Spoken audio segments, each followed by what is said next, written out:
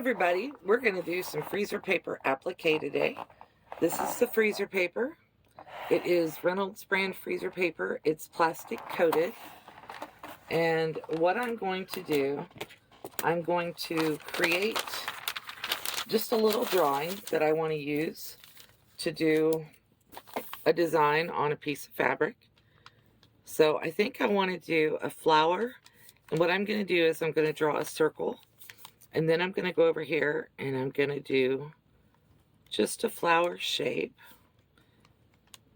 I'm not an artist, and I am just freehanding this. Maybe I'll do, I don't know, a heart.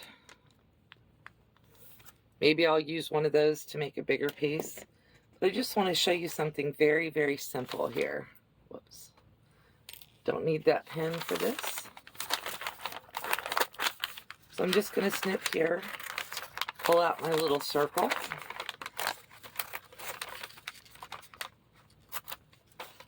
And I'm going to pull out my flower that I drew to go behind it. And you can do this with any drawing that you use or that you have. You could use this to convert coloring pages into appliques if you want to. But all I'm going to do with mine, let's get that excess freezer paper out of the way, is I am going to pick a couple of scraps of fabric out of my scrap bin, and I'm going to lay my little applique piece right on it. Let's see, there's some pink. That pen just wants to be in the picture today. Okay, and then I'm going to take my iron. Now, you should know that freezer paper has a shiny side, which is here, and a more matted side, which looks more like paper, because that's what it is. The shiny side goes down against your fabric, and you don't have to reverse any of this, because you're ironing it to the right side of the fabric.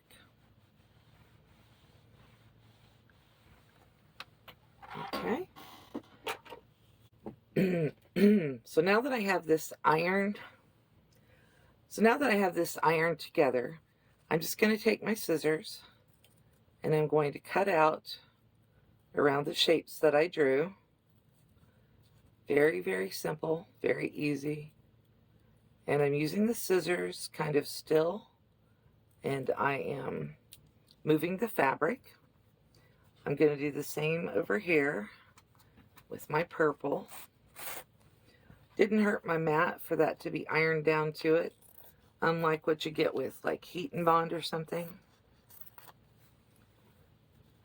Move the scrap, and then let's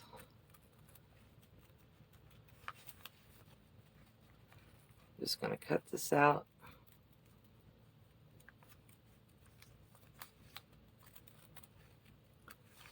I use this a lot if I want to make sure that whatever I'm doing is mine, or if I want to do something that I can't find an easy shape for, either in my Scan and Cut or in my Brother Design Space,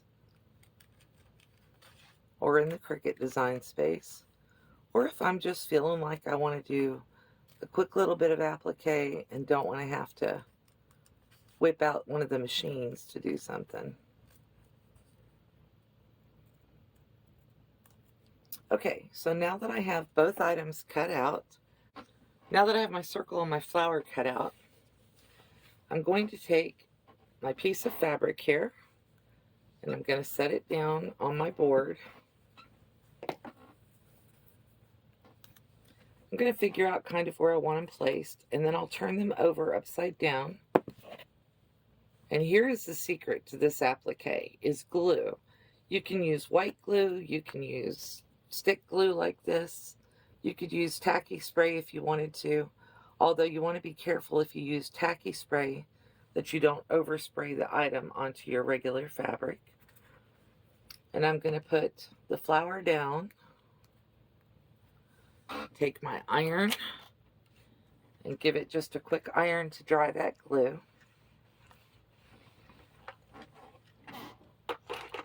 And then I'm going to take the centerpiece that I made, and as you can tell, the wax doesn't hold on for a long time. It just holds on long enough for you to get the glue on here and set it down. I'm going to peel the freezer paper off of this bottom piece just to show you that you can do multiple layers. And that's the reason that I had the pen over here, is because sometimes it's a little tough to get that freezer paper to start, because you have cut it to exactly fit your applique piece underneath. Okay. And then I'm going to put this down in the center. And I'm going to take my iron back to it.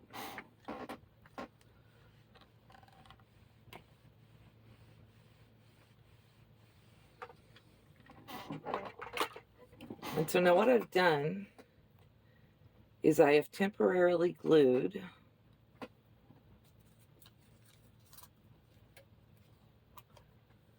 I've temporarily glued the fabric onto the backing so that it won't move long enough for me to go to my sewing machine and sew this on. Once I have this sewn on, I'm not worried about it coming off. The glue will wash out whenever I wash the item that this is made for.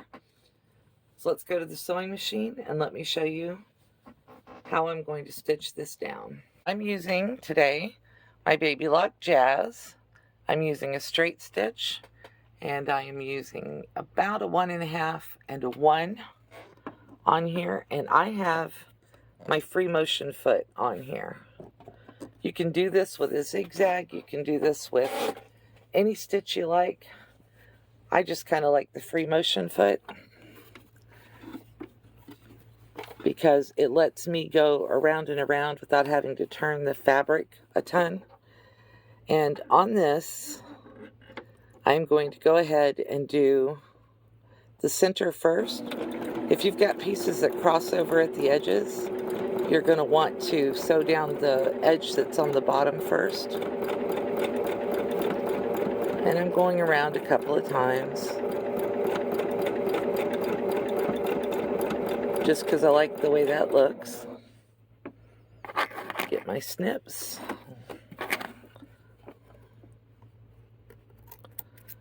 And snip off my threads.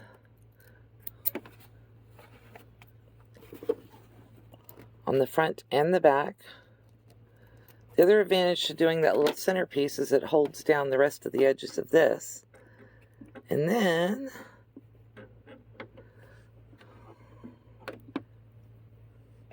I'm going to do the outside edge.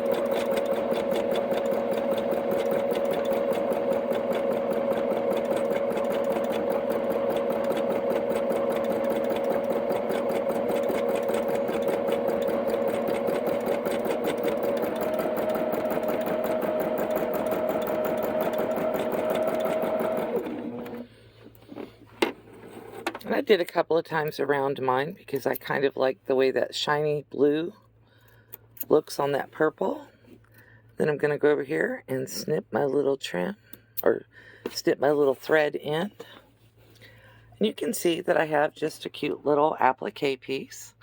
Now I can work that into anything I like, and I applique a little bit away from the edges because I kind of like the way it looks whenever it frays. Be cute on a baby bib. It'd be cute as a little medallion on a purse. I could use it in a quilt block if I wanted to.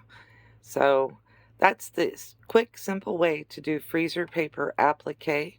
And you can put any design you like on anything you like, as long as you have freezer paper and glue and an iron.